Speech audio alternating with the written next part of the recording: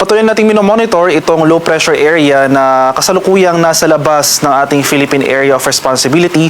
Latest location natin kaninang hapon, alas 3 ng hapon, nasa layong 1,340 kilometers silangan ng Mindanao.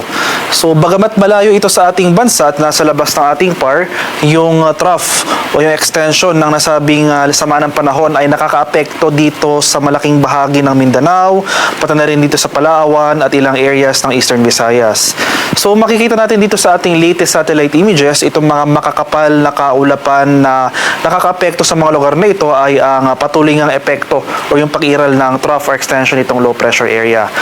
Low chance or mababa pa naman yung chance ng nasabing LPA na maging bagyo within the next 24 hours, pero patuloy po yung ating pag-monitor dahil tumataas yung tsansa ng tropical cyclone development sa mga susunod na araw.